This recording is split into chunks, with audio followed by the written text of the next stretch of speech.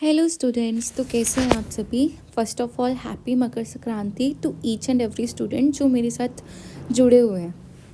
Plus मैं hope करती हूँ ये ईयर आप लोगों के लिए बहुत अच्छा हो। जो भी एग्ज़ाम आपने भरा हो आप सबका वो एग्ज़ाम क्वालिफाई हो। सो आज जो मैं चैप्टर पढ़ाऊँगी आपको ये है क्लास 8th NCERT का चैप्टर। आई नो थोड़ा बेसिक चैप्टर है, बट इस बार टीजीटी साइंस में इस चैप्टर से क्वेश्चन आए थे और मुझे ऐसा लगता है अगर एक बार भी प्रीवियस से क्वेश्चन आया ना, there are high chances of that question to be repeated again. तो हमें इस चीज़ का प्रॉपर कंसेप्ट पता होना चाहिए। कल को आप लोग ये एग्ज़ाम निकाल के टीजीटी साइंस की वैकेंसीज दोगे आगे, तो आपको ये चीज़ें आगे बहुत चल के काम आएंगी। प्लस ये चैप्टर आपको सीटेट में भी हेल्प करेगा। वैसे तो मैक्सिमम स्टूडेंट मेरे साथ जो जुड़े होंगे उनका सीटेट क्लियर होगा, क्वालिफाई होगा, पर अगर नहीं है तब भी ये चैप्टर आपको हेल्प करेगी। सो ज़्यादा टाइम वेस्ट ना करते हुए चैप्टर स्टार्ट करते हैं। तो चैप्टर ये है क्लास 8 का chapter 1 crop production and management. इसमें बोला गया है पहेली एंड बोजू अपने अंकल के हाउस जाते हैं ड्यूरिंग समर वेकेशन, और जो उनके अंकल हैं वो फार्मर हैं। One day they sow some tools क्या थे? खुरपी, sickle, shovel, plough etcetera in the field. ठीक है, तो क्वेश्चन आया I want to know where and how we use these tools. अच्छा, मैं ये एक एक लाइन इसलिए तुम्हें पढ़ा रही हूँ ताकि तुम्हें एनसीईआरटी दोबारा पढ़ने की नीड ना पड़े। जहाँ से क्वेश्चन अराइज हुआ है वो तुम्हारा बन जाए। प्लस अगर कोई 8th क्लास का बच्चा या फिर कोई सीटेट के लिए बच्चा देख रहा है तो आई वॉन्ट कि एक एक लाइन का तुम्हें कंसेप्ट क्लियर हो, इसलिए मैं तुम्हें एक एक लाइन की हिंदी वो कर रही हूँ। तो फास्ट फॉरवर्ड करके वीडियो देख लेना। तो हमने अभी तक पढ़ा है कि जितने भी ऑल लिविंग ऑर्गेनिज्म है इंक्लूडिंग ह्यूमंस, उनको खाना चाहिए होता है। जैसे हम बड़ी क्लासेस में रेस्पिरेशन पढ़ते हैं, एनर्जी कैसे प्रोवाइड होती है, फूड का ब्रेकडाउन कैसे होता है। तो प्लांट्स जो हैं वो अपना फूड खुद बनाते हैं, पर जो एनिमल्स हैं वो प्लांट पे डिपेंड है खाना खाने के लिए। तो you already know the energy from the food is utilised by organism for carrying out their various body functions. तो हमें ये पता है कि फोटोसिंथेसिस से जो फूड बनता है उसका फर्दर ब्रेकडाउन होता है हमारी बॉडी में, जिससे हम वेरियस फंक्शन कैरी आउट कर सकें, जैसे digestion, respiration, excretion. We get our food from plants, animals और बोथ। ठीक है, अब हम जो मेन चीज़ हमें पढ़नी है agricultural practices. Just a second. Till 10,000 BCE people were nomadic. They were wandering in group from place to place in search of food and shelter. मतलब 10,000 BCE तक अपना खाना खुद नहीं बनाया जाता था, इधर से उधर घूमा जाता था खाने को सर्च करने में। वहाँ पे रो फ्रूट्स मिलते थे, वेजिटेबल्स मिलते थे, और उन्होंने एनिमल्स को हंट करना स्टार्ट कर दिया था फूड के लिए। Later they could cultivate land and produce rice. फिर उन्होंने लैंड को कल्टिवेट करना स्टार्ट किया और प्रोड्यूस किया rice, wheat, other food crop. Thus was born agriculture. इससे एग्रीकल्चर की स्थापना हुई। जब plants of same kind are cultivated at one place on larger scale, इसको हम क्या बोलते हैं? क्रॉप। तो यहाँ पे जो इम्पॉर्टेंट चीज़ है इसको अंडरलाइन कर लेना, तुम लाइन को या नोट्स में लिख लेना। When plants of same kind are cultivated at one place on large scale it is called crop. जैसे कि हमने गेहूँ की क्रॉप उगाई, वहाँ जितने भी प्लांट्स होंगे फील्ड में वो सारे गेहूँ के होंगे। You already know crops are of different type, जैसे दालें हो गई, वेजिटेबल हो गया, फ्रूट्स हो गया। तो इनको क्लासीफाई किया जाता है ऑन द बेसिस ऑफ किस सीजन में हम उनको ग्रो करते हैं। इंडिया एक मल्टी डाइवर्सिटी कंट्री है, वास्ट कंट्री है। तो क्लाइमेटिक कंडीशन जो है इंडिया की वो चेंज होती है। टेम्परेचर, ह्यूमिडिटी, रेनफॉल वैरी करता है रीजन से रीजन। जैसे राजस्थान में डेजर्ट कंडीशन ज़्यादा होती है, वहाँ रेनफॉल कम पाई जाती है। उसी तरीके से जैसे हमारा केरला साइड है, वहाँ पे जो रेनफॉल है वो ज़्यादा होती है। Accordingly there is a rich variety of crop grown in different part of the country. Despite this diversity हम क्रॉपिंग पैटर्न को दो पार्ट्स में डिवाइड करते हैं, एक है खारिफ क्रॉप, एक है राबी क्रॉप। तो आपसे ये पूछा जा सकता है कि कौन सी क्रॉप खारिफ है, कौन सी क्रॉप राबी है। वैसे भी अगर आप टीचर बनने जा रहे हो ना, तो आपको इनका डिफरेंस पता होना चाहिए। The crop which are sown in rainy season, मतलब जो खारिफ क्रॉप है उनको हम रेनी सीजन में ग्रो करते हैं, उनको बोलते हैं खारिफ क्रॉप। रेनी सीजन जो है इंडिया में वो जून से सितंबर के बीच में रहता है। तो वो क्रॉप जिनको पानी ज़्यादा चाहिए उनको बोलते हैं खारिफ क्रॉप। इसमें आगे हमारी पैडी मतलब चावल, मेज़, soybean, groundnut, cotton and kharif crop. ये टीजीटी साइंस वाले बच्चों के लिए मैंने स्पेशली वीडियो बनाई है। ग्राउंडनट का साइंटिफिक नेम होता है अरैकिस हाइपोजिया, ये आप प्लीज़ लिख लेना। फिर आती है राबी क्रॉप, वो क्रॉप जो विंटर सीजन में ग्रो होती हैं, फॉर एग्जांपल अक्टूबर से मार्च तक, उनको हम बोलते हैं राबी क्रॉप। इसमें हमारी आती है वीट, ग्राम मतलब चना, पी, मस्टर्ड, लिनसीड तिल, ठीक है। Beside this pulses and vegetable are grown during summer at many places. अब basic practices of crop production ये आपके लिए इंपॉर्टेंट है क्योंकि यहीं से क्वेश्चन इस पर बनी थी। तो जो कल्टीवेशन ऑफ क्रॉप है उसमें सेवरल एक्टिविटी हम इंक्लूड करते हैं पीरियड ऑफ टाइम में फार्मर के द्वारा। यू मे फाइंड दैट कि these activity are similar to those carried out by gardener और even by you when you grow ornamental plant in your house. किसी काम की चीज़ नहीं है, जस्ट ये बोला है कि तुम भी एक्टिविटी परफॉर्म करते हो जो फार्मर परफॉर्म करते हैं अपने खेतों में। दीज एक्टिविटी और task are refer to as agriculture practices. तो आपको क्या करना है, 1 से लेके 7 तक इनका सीक्वेंस लर्न करना है। तो उनसे सीक्वेंस में क्वेश्चन पूछ सकते हैं कि पहला स्टेप क्या होगा, दूसरा स्टेप क्या होगा, क्योंकि पीजीटी का तो फेवरेट है, वो स्टेप वाले क्वेश्चन पूछते हैं। सबसे पहले हम सॉइल को प्रिपेयर करेंगे। कोई भी चीज़ उगाने से पहले हम बेडिंग करते हैं, मतलब सॉइल को तैयार करते हैं ताकि हम उसमें बो सकें वो सीड्स जो हमें क्रॉप उगानी है। फिर हम सो करते हैं सीड्स को उसके अंदर, फिर हम उसमें डालेंगे मैन्योर, फर्टिलाइजर्स, फिर हम करेंगे उसको इरिगेशन। फिर हम एक और प्रॉब्लम होती है कि जैसे हम अपनी फसल ग्रो करते हैं वहाँ पे वीड्स उग जाते हैं, और जो वीड्स होते हैं वो हमारे न्यूट्रिएंट्स को ले लेते हैं। मतलब जो हमने क्रॉप को उगाने के लिए न्यूट्रिएंट प्रोवाइड किए होते हैं, वीड्स उनको लेके उग जाते हैं और हमारी क्रॉप जो है वो ख़राब हो जाती है। तो हम वीड्स से उन्हें प्रोटेक्ट कैसे करेंगे, हार्वेस्टिंग, स्टोरेज। अब सबसे पहले है सॉइल को प्रिपेयर कैसे किया जाता है। Preparation of soil is the first step before growing a crop. One of the most important task in agriculture is to turn the soil and loosen it. सबसे पहला काम ये होता है, जब भी बोलते हैं हम कोई स्टेप स्टार्ट करने जा रहे हैं तो बेस हमारा क्लियर होना बहुत ज़रूरी है। अगर हमारा बेस ही क्लियर नहीं होगा तो हम एडवांस पे कैसे जाएंगे। तो इसी तरीके से हमें सॉइल को अच्छे से बनाना है और उसके पार्टिकल्स जो हैं उसको लूज़ करना है। उससे क्या होगा कि जो हमारी क्रॉप की रूट्स होंगी वो पेनिट्रेट करेंगी डीप इनटू द सॉइल। जो लूज सॉइल है वो अलाउ करेगी रूट्स को to breathe easily even when they go deep into soil. The loosened soil, जो लूजेंट सॉइल है वो हेल्प करती है अर्थवॉर्म की ग्रोथ में। कि अर्थवॉर्म क्या है, डिकम्पोजर्स हैं, वो हमारा डेड डिकेइंग मटेरियल जो है उसको तोड़ के न्यूट्रिएंट प्रोवाइड करते हैं सॉइल को। और micro present in the soil, वो भी इस लूजेंट सॉइल में थ्राइव बेटर हो सकते हैं। ये ऑर्गेनिज्म फ्रेंड होते हैं फार्मर के, since they further turn and loose the soil and add humus to it. इस बार हमस का क्वेश्चन आया था पीजीटी बायो में। हमस आपको बहुत अच्छे से डिटेल में क्लास 12th की इकोलॉजी वाले चैप्टर में पढ़ाई हुई है और उससे क्वेश्चन भी है, तो वो मैं पढ़ाऊँगी। But why the soil need to be turn and loosen, हमने पढ़ा है कि जो सॉइल है उसमें मिनरल होता है, वाटर होता है, एयर होता है और सम लिविंग ऑर्गेनिज्म होते हैं। In addition dead plants and animals जो हैं वो डिकम्पोज होते हैं सॉइल ऑर्गेनिज्म के द्वारा। In this way various nutrient in the dead organism are released back into the soil. जो न्यूट्रिएंट है वो अगेन एब्जॉर्ब करते हैं plants. Since only few centimetre of top layer of soil support plant growth. अब soil में ना layers होती हैं, A horizon, B horizon, O horizon. तो जो ए हॉरिजन है वो सपोर्ट करता है प्लांट ग्रोथ को।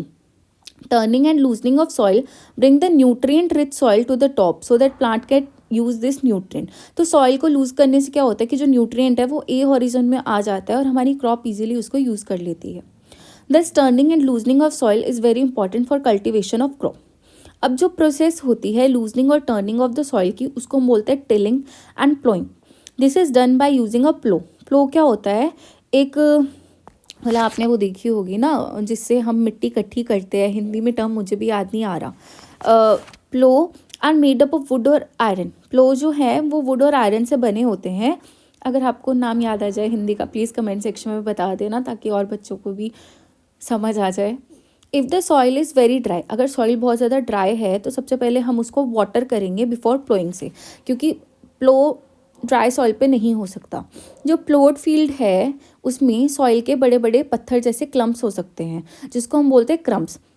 तो ये वेरी नेसेसरी है हमारे लिए कि हम उस क्रम्प्स को पहले ब्रेक करें, फिर लेवल करें फील्ड का, जो बेनिफिशियल है सोइंग के लिए एज वेल एज इरीगेशन के लिए। Levelling of soil is done with the help of leveller. Sometimes हम मैन्योर ऐड करते हैं सॉइल में before tilling. This helps in proper mixing of manure with soil, और सॉइल जो है वो मॉइस्चर हो जाती है बिफोर सोइंग। अब एग्रीकल्चर इम्प्लीमेंट हम क्या करते हैं, हमें सीड बोने से पहले ये नेसेसरी है कि सॉइल के क्लम्स को ब्रेक किया जाए, जिससे कि हमें अच्छी खपत मिल सके, हमारी खरपतवार मिल सके, हमारी जितनी भी क्रॉप्स हैं उनकी। This is done with the help of various tools. तो मेन टूल्स क्या हैं, प्लो, हो, कल्टीवेटर। प्लो क्या है, प्लो जो है उसको हम एंशियंट टाइम से यूज़ कर रहे हैं सॉइल को टिलिंग करने के लिए। फिर हम उससे फर्टिलाइज़र ऐड करते हैं, वीड्स रिमूव करते हैं और सॉइल को लूज़ करते हैं। This is made up of would and drawn by pair of bulls. या तो हम इसको बुल्स के पीछे लगा देते हैं या अदर एनिमल्स भी हम यूज़ कर सकते हैं, बट ज़्यादातर हम बुल्स ही यूज़ करते हैं। It contain a strong triangular iron strip, जिसको हम बोलते हैं प्लो शेयर। आपके प्लो का डायग्राम दिखा रखा है कि आगे वाला जो है वो ट्रायंगुलर पोर्शन है, उसको हम प्लो शेयर बोलते हैं। और जो मेन पार्ट है प्लो का वो लॉन्ग लॉग ऑफ वुड है, जिसको हम बोलते हैं plough shaft. There is handle at one end of the shaft. जो अदर एंड है वो अटैच कर रहा है बीम से, which is placed on the bull's neck. One pair of bull and a man can easily operate the plough. ये वैसे पुराना तरीका हो गया, आजकल तो ट्रैक्टर से किया जाता है। The indigenous wooden plough is increasingly being replace by iron plough nowadays. तो सेकेंड जो हम यूज़ करते हैं मतलब टूल, वो है हो। ये एक सिंपल टूल है जो यूज़ किया जाता है वीड्स को रिमूव करने के लिए और सॉइल को लूज करने के लिए। It has a long rod of wood और iron. A strong broad bent plate of iron is fix to one of it end the works like a blade. It is pulled by animals. अब ये हो का structure बता रखा है। इन्होंने बोला आगे एक बेंट प्लेट है जिससे आप मिट्टी इकट्ठी करते हो, पीछे रोड है, एक बीम है, फिर एक हैंडल दे रखा है और ग्रिप दे रखी है जिससे हम उसको पकड़ेंगे। फिर आएगा कल्टीवेटर। दिस आज के टाइम में कल्टीवेटर ज़्यादा यूज़ होता है। Nowadays ploughing is done by tractor driven cultivator. और जो कल्टीवेटर को यूज़ करने से हमारा लेबर बचता है, टाइम बचता है। अब हम पढ़ते हैं sowing. Sowing is important part of crop production. हमें बीज सो करने से पहले गुड क्वालिटी, क्लीन और हेल्दी सीड चाहिए, गुड वेराइटी चाहिए, तो हम उसको सिलेक्ट करेंगे। Farmer prefer to use seeds which give high yield. Selection of seed कैसे होती है, ठीक है। Take a beaker and fill half of it with water. Put a handful of wheat seed and stir well. Wait for some time. तो जो ऊपर तैरते हैं वो अच्छे नहीं होते, उसको डिस्कार्ड कर देंगे। जो नीचे सेटल डाउन हो जाते हैं हम उनको यूज़ करते हैं। Are there seed which float on water, would those be lighter और heavier than those with sink. Why would they be lighter. ये क्वेश्चंस हैं, छोड़ दो।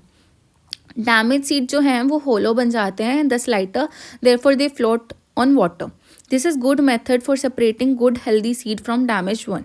Before sowing, one of the important tasks is to know about tool used for sowing seeds. अब हम वो tools पढ़ेंगे जो सो करने में हेल्प करता है सीड्स को। ट्रेडिशनल टूल कौन से हैं? The tool use traditionally for sowing seed is shaped like funnel. The seeds are filled into funnel passed down through 2 or 3 pipes having sharp end. तो बोलने का मतलब है वो टूल यूज़ किया जाता है बीज सो करने के लिए जो फनल की तरह दिखता है। सीड्स को फनल में भर दिया जाता है जिससे वो 2 से 3 पाइप जो जिनके शार्प एंड उससे पास करते हैं। जो एंड है वो सीड को तोड़ देते हैं, मतलब सीड को सॉइल में दबा देते हैं और प्लेस सीड्स देयर। अब हम पढ़ते हैं सीड ड्रिल। सीड ड्रिल क्या होता है? Nowadays seed drill is used for sowing with the help of tractor. वो सीड्स को सो कर देते हैं यूनिफॉर्मली इक्वल डिस्टेंस और डेप्थ पे। ये इंश्योर करता है कि जो सीड है वो कवर्ड हो जाएं सॉइल से after sowing. This protect seed from being eaten by bird. Sowing by using a seed drill save time and labour. अब एक चीज़ याद रखना, अगर हाथों से भी जैसे जरी बोई जाती है तो अप्रोप्रिएट डिस्टेंस होना चाहिए बिटवीन सीड, वो नेसेसरी है to avoid overcrowding of plant. This allow plant to get sufficient sunlight, nutrient and water from soil. At times, few plants may have to be removed to prevent overcrowding. अब हम डालेंगे manure और fertiliser. ये important है, class 9th में भी ये chapter में तुम्हारा मैन्योर फर्टिलाइजर वाला पोर्शन कॉन्टिन्यूड है, तो यहाँ से क्वेश्चन आ सकती है। वो सब्सटेंस जो हम ऐड करते हैं सॉइल में in the form of nutrient for healthy growth of plant are called manure and fertiliser. Soil जो है वो सप्लाई करती है mineral nutrient to crop plant. These nutrients are essential for growth of plants. In certain area, farmer जो है वो grow करता है crop को after crop in the same field, मतलब सेम ही फील्ड पे वो grow करते रहते हैं कभी भी वो फील्ड को अनकल्टिवेटेड नहीं छोड़ते, जिसको हम फैलो भी बोलते हैं। पर कॉन्टिन्यूस कल्टिवेशन ऑफ क्रॉप क्या करती है, सॉइल को पुअर कर देती है न्यूट्रिएंट में। देयरफॉर फार्मर्स को मैन्योर डालने पड़ते हैं फील्ड में, जो रिप्लेनिश करते हैं सॉइल को न्यूट्रिएंट से। The process is called manuring. Previous year question estate TGT science market. Improper और insufficient manure result in weak plant. Manure क्या है? Manure is a organic substance obtained from the decomposition of plant और animal waste. Manure वो organic substance हैं जो obtained होते हैं decomposition of plant और एनिमल वेस्ट से। Farmer dump plant and animal waste in pits at open places, और उनको अलाउ करते हैं डीकम्पोज होने के लिए। The decomposition is caused by some micro organism. जो डीकम्पोज्ड मैटर है उसको हम यूज़ करते हैं as a organic manure. Activity आप खुद पढ़ लेना। अब फर्टिलाइज़र क्या है? मैन्योर हमने पढ़ लिया।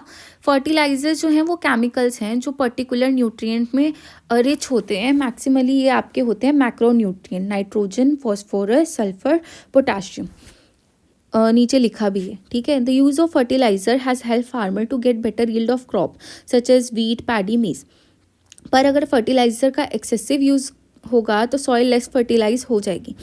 Fertiliser have also become a source of water pollution. आज के टाइम में फर्टिलाइज़र जो है वाटर पॉल्यूशन का भी कॉज बन चुके हैं। Therefore in order to maintain the fertility of soil, हमें सब्सटीट्यूट ढूंढना था फर्टिलाइज़र का विद ऑर्गेनिक मैन्योर, जिससे जो फील्ड या फिर हम फील्ड को अनकल्टिवेटेड छोड़ें दो क्रॉप्स के बीच में। The use of manure improve soil texture. अगर हम मैन्योर यूज़ कर रहे हैं तो सॉइल का टेक्सचर इम्प्रूव होता है, as well as water retaining capacity भी इम्प्रूव होती है। It replenish the soil with nutrient. अब अनदर मेथड क्या है? Another method of replenishing the soil with nutrient is through crop rotation. ये होता है कि अगर हम डिफरेंट क्रॉप ग्रो कर रहे हैं, जैसे एक सीज़न में खारिफ कर दी तो दूसरे सीज़न में हमने राबी क्रॉप कर दी, या फिर तुमने देखा होगा यूजुअली हम वीट के साथ वीट एक सीज़न में ग्रो करते हैं और एक सीज़न में हम लेग्यूम्स ग्रो करते हैं, क्योंकि लेग्यूम्स का क्लास 11th में जो आपने नाइट्रोजन फिक्सेशन पढ़ी है कि राइजोबियम लेग्यूमिनोजोरियम कैसे नोड्यूल्स बनाता है, लेग हेमोग्लोबिन वगैरह वाला प्रोसेस, तो ऐसे ही वो सॉइल को रिप्लेनिश करते हैं। In the previous classes you have learn about rhizobium bacteria. अब जो राइजोबियम है वो प्रेजेंट होते हैं nodules of roots of leguminous plant. Previous year question. They fix atmospheric nitrogen. अब फर्टिलाइजर मैन्योर का जो डिफरेंस है ये आपका होमवर्क है, क्योंकि मैंने तुम्हें पढ़ा दिया। अब एडवांटेजेस क्या हैं मैन्योर की?